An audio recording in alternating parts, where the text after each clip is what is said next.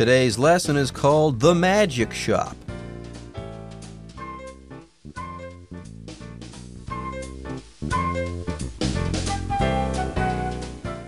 Hello, everyone. My name is Jeff. My name is Roger, and today we're going to be talking about a work of literature. Not a big novel or anything. It's just a short story by the famous writer H.G. Wells, and the story is called The Magic Shop. If you want to buy things to perform magic with, if you're a magician, then this might be the store for you.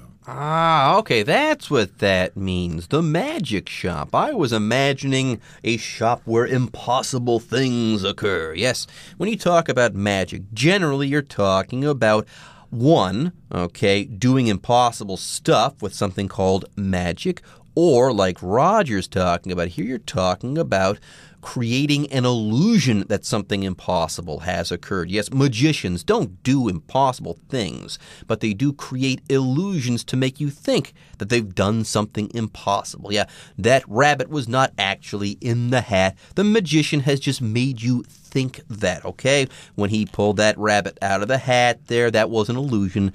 That rabbit hadn't been in his hat the whole time. So here, if you're a magician, you might need supplies. So where do you go to pick up magic supplies? You would go to a magic shop. How about that? Anyways, folks, with that, it's time for us to take a short break. But don't go away. We'll be right back after this. The Magic Shop.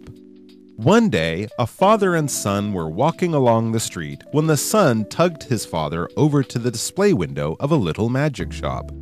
The father could have sworn he'd seen the shop before, but at a totally different address. Nevertheless, he couldn't deny what was in front of his eyes, or that his son, Gip, desperately wanted to go inside. 大家好，第一部分我们看到副词 desperately 指非常、极其。例如 The little boy desperately needed to find a bathroom after drinking so much juice. 小男孩喝了太多果汁以后，急着上厕所。另外，这个字去掉字尾 ly， 就成了形容词 desperate， 指急需要的、情况危急的，像是Lost, sunburned, and desperate for food and water, Alice stumbled through the desert. 迷路又晒伤的 Alice 在沙漠中蹒跚而行，急需食物和水。或是 Wendy was desperate to find a phone to call her doctor. Wendy 急着想找到电话打给她的医生。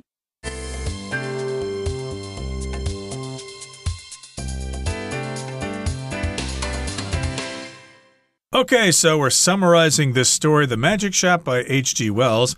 So here's the first part of the story. One day, a father and son were walking along the street when the son tugged his father over to the display window of a little magic shop. And of course, if you're a father or a mother, you know kids have curiosity. And when they see something they like, they want you to come over there with them. So they'll grab you, they'll push you, or they will tug you. So in this particular case, the son tugged his father over to the little magic shop. So I guess that means he kind of pulled his father over. If you go to Kaohsiung Harbor or to Keelung Harbor, you will see little boats tugging larger boats into the harbor. That boat is called a tugboat, which is a small boat that pulls or tugs larger boats. And that's what the kid did here. He pulled his father or tugged his father over to the display case. Yeah, Dad, let's go take a look at this place. This looks really, really cool. So yes, he's probably tugging on his dad's sleeve or something like that. Yeah, come see this really cool display window. It's got all sorts of magical stuff or magic-related stuff. Anyways, the father could have sworn he'd seen the shop before, but at a totally different address. So that sounds a little bit spooky to me. Here the father is having kind of weird ideas. Haven't I seen this shop before? But I remember seeing this, but it wasn't here. It was in someplace else entirely. It's almost as though this shop has moved magically. Yep, it was at a different address, a different location. Nevertheless, he couldn't deny what was in front of his eyes or that his son Gip desperately wanted to go inside. So nevertheless means even though the situation is true before, still something happened. So I could say it was raining really hard outside. Nevertheless, we still went hiking in the mountains. We didn't want to be bothered by the heavy rain. We still wanted to go hiking nevertheless. So nevertheless, even though he was kind of uncertain about this magic shop, still he decided to check it out. He couldn't deny what was in front of his eyes, and he could not deny that his son Gip desperately wanted to go inside. These things were obvious to him. Yes, this magic store is right in front of my eyes, even though I thought it was someplace else, but it's still right there. I can see it with my own eyes. And I also know that my son Gip really wants to go inside. He desperately wants to go inside. Now, you could say he really wants to go inside, but here he desperately wants to go inside. And that's an adverb from the adjective desperate, which means you really, really need something. Oh, Mom, I need to borrow some money. I'm desperate. If I can't pay off my debts, you know, the mafia are going to come and rub me out. So I'm desperate. I really need a loan. So in this particular case, the son really needs to go inside that magic shop. I guess the kid will throw a tantrum if he doesn't get his way. Yes, this kid had a very strong desire to go inside. Anyways, folks, with that, it's time for us to take a short break. But don't go away. We'll be right back after this. If I was rich, I'd buy myself that, Gip said, his finger pointing at something in the window called the disappearing egg, before moving on to the crying baby, very human. They entered the store and were welcomed by a selection of oddities. 第二部分我们看到单字 oddity 这个字是名词，指奇怪的人事物，奇特。例如 In America, watermelon milk is an oddity. 在美国，西瓜牛奶是很奇特的饮料。另外，这个字去掉字尾 ity 就成了形容词 odd， 指古怪的、怪异的。举例来说 The way he acted was a little odd and it made me uncomfortable. 他表现得有点古怪，让我觉得不舒服。或是 I read an odd story in the newspaper and I can't believe it's true. 我在报纸上读到一则很怪异的报道，我无法相信它是真的。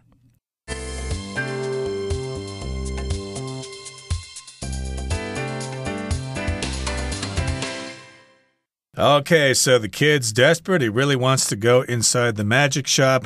So Gip's father has no choice but to take his son in there.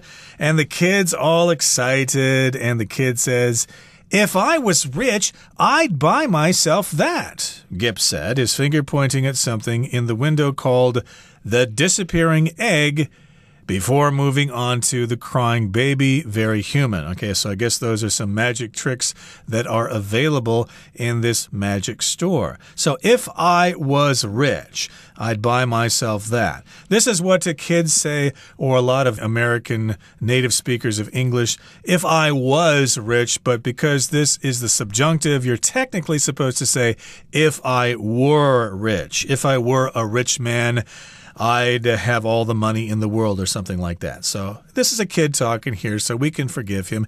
If I was rich, I'd buy myself that. That's what Gip said as he was pointing at something in the window. Yes, he's pointing at the disappearing egg. Yes, if I had money, I'd buy myself that.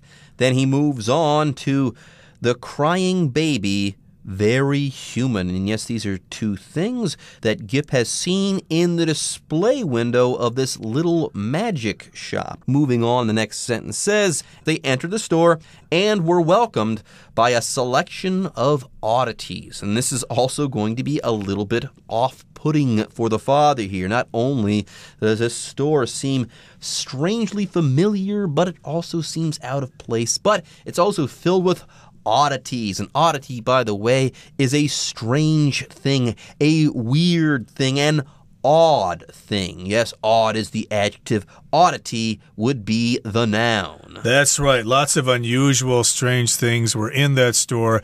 Usually you're welcomed to a store by the clerk or by the owner or by the 老板. But in this particular case, they just came in there and they saw all these weird and strange and wonderful things. So let's move on now to the next part of our lesson. We'll listen first.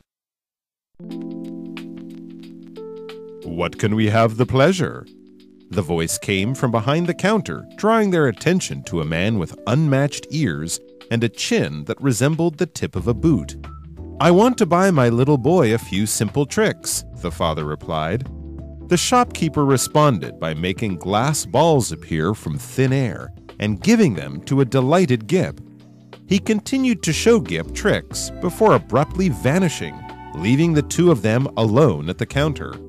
Looking around uneasily, the father began to get the feeling that the magic shop was a little too genuine for his taste.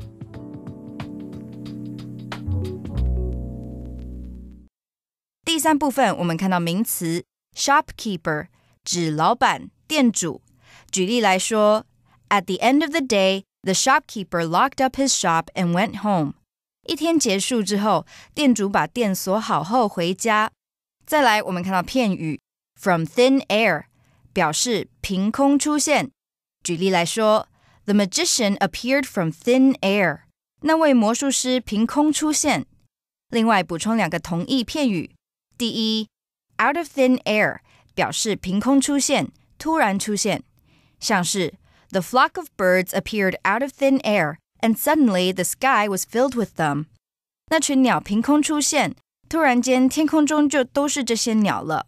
第二 out of nowhere 表示无预警突然的，通常搭配动词 come 有从不知哪里冒出来的意思。例如 The cat seems to have come out of nowhere. 那只猫好像是凭空冒出来的。再补充一个反义片语 vanish into thin air 表示凭空消失，不翼而飞。我们可以说 I don't know what happened to my car keys, but they seem to have vanished into thin air. 我不知道我的车钥匙去哪了，但是好像是凭空消失了。接着我们看到一个单字 abruptly 这个字是副词，指突然的、唐突的。例如The weather changed abruptly, and suddenly we were caught in a snowstorm. 天气突然转变，我们冷不防就碰上暴风雪。最后我们看到形容词 genuine 指真的、非伪造的、真诚的。举例来说 Henry wasn't sure if the coat he bought was genuine leather. Henry 不确定他买的外套是不是真皮。或是 Children sometimes seem more genuine and honest about their feelings than adults. 小孩对于自己的情感有时比大人还显得更真诚与诚实。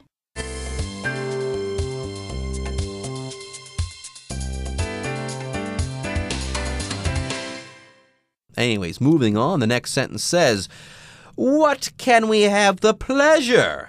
And the voice came from behind the counter, drawing their attention to a man with unmatched ears and a chin that resembled the tip of a boot. Ooh, how weird. It sounds like there's this disembodied voice. It's coming from behind the counter, and when they look, they see a man with unmatched ears, okay? The ears don't seem to go together, and also a strange chin that resembled or looked like the tip of a boot, which is pretty strange. How can a chin look like the tip of a boot? That must be a strange-looking chin. Anyways, let's go ahead and take a look at an example sentence for the verb resemble. People often think, my daughter and I resemble one another, okay? People think that we look alike. Now, we know about the chin and we know about the ears, but we also have the voice. The voice here has come from behind the counter. Yep, it's kind of a strange person, and the person even says something kind of strange here. This is a very old way of greeting someone. What can we have the pleasure? And even when I was preparing for today's lesson and I read this, I didn't quite know what this meant. What can we have the pleasure? I was guessing that that would mean, what do I owe the pleasure, or what do we owe the pleasure, which is kind of an old way of saying that you're happy to see someone, that you're welcoming them into your store or into their house or something like that.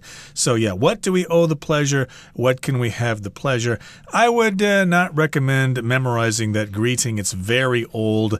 You can say, what do we owe the pleasure? What can I do for you? Welcome to my store. Yeah, it's supposed to be a little bit off-putting, this turn of phrase here. It's out of place, and it's going to add to the suspense and the weird feelings that people are having. Anyways, yes, this voice, it says, came from behind the counter. If you are in a store or in a shop, okay? Let's say you finished shopping, you've got what you want, you're going to have to pay, okay? Usually you're going to pay at the counter, like a checkout counter or something like that. But yes, here a counter is kind of like a table or a flat surface over which business is transacted. Anyways, the father replies to this person in a very straightforward way.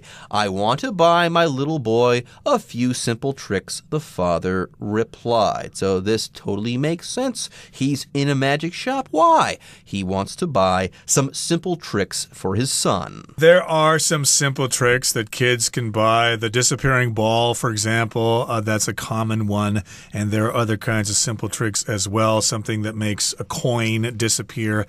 And that's what the father told the shopkeeper. And of course, a shopkeeper is the person who is tending the shop, the owner of the shop. And that's what the shopkeeper says. And here's what the shopkeeper responds. The shopkeeper responded by making glass balls appear from thin air and giving them to a delighted Gip.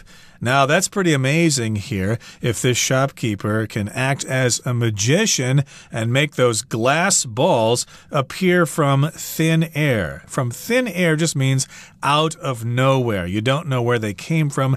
They're just there. Where are these glass balls coming from, or where did they come from? I don't see any kind of source there. It's magic. Yes, not only, okay, does this shopkeeper respond by making these glass balls appear, but he also gives them to Gip, and Gip is delighted. That's the idea here. Yes, if you are delighted, you're extremely happy, or you've been made extremely happy by some situation. You could say something like this.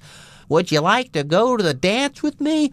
Yes, I'd be delighted. I would be delighted to go with you. I'm a happy camper right now. I'm a delighted person. Or I'd like to introduce you to the new sheriff of Rock Ridge. I'd like you to meet him. I'd be delighted. Wow. Okay, so in any case here, yes, the kid is delighted to be shown these different magic tricks, and he continued to show Gip tricks before abruptly vanishing, leaving the two of them alone at the counter. So here, abruptly means suddenly, and usually abruptly means suddenly in an unexpected way. Okay, so he abruptly vanished. They didn't expect him to vanish. Gee, where'd he go? How could he have disappeared so fast? Now, looking around uneasily, the father began to get the feeling that the magic shop was a little too genuine for his taste. Okay, so there you go. Things are getting spookier and spookier. So this is a magic shop, but I'm starting to get the feeling that the shop itself is magic. It's a magic shop. Some impossible things are taking place in this shop. Anyways, before we take a break, we have to talk about what being genuine is all about. If something is genuine, it's the real deal. It's authentic. It's not false at all. Okay, that's what genuine means. And it says here that this magic shop was a little too genuine, a little too real for his taste. I.e., it sounds like he doesn't like this place very much. He's not comfortable there. So if something's for your taste, that means it's for you specifically. For example, I could say, ooh, this pizza is too salty for my taste. I don't like pizza when it's so salty. Other people might like it that way, but it's too salty for my taste. So yeah, he didn't like this magic shop because it just seemed too real to him. And we'll continue talking about this story next time. But now let's listen to our Chinese teacher.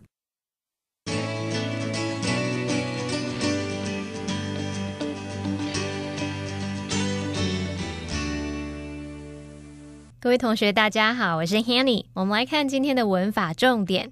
课文里面的父子走进一间小魔术店。那我们读到第二部分，他说 If I was rich, I'd buy myself that, Gib said, his finger pointing at something in the window.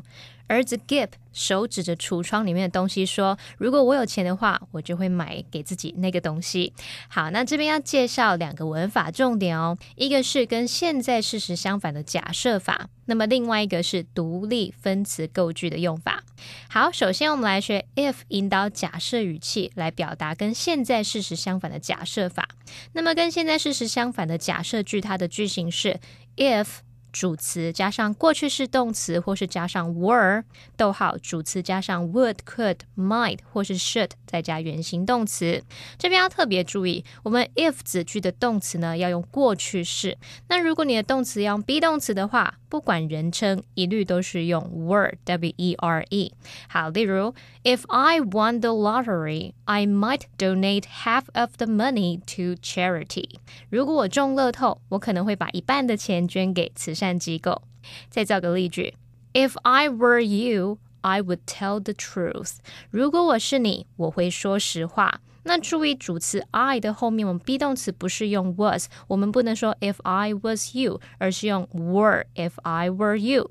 可是同学们有没有注意到课文里面的 Gib 他是说 if I was rich, I'd buy myself that。 以文法而言呢，这个动词 was 其实应该要改成 were， 写成 if I were rich， 不过课文呢是要忠于原著，所以他用 was。 好，第二个要介绍的是独立分词构句。在介绍这个用法之前呢，我们先复习分词构句的用法。当用对等连接词 and 去连接两个主词相同的子句时，我们可以省略 and， 再把其中一句的主词省略，然后那个省略掉主词后面那个动词呢，我们就把它改成分词 VING 或是 PP。 动词如果是主动就用现在分词 VING， 被动就用过去分词 PP。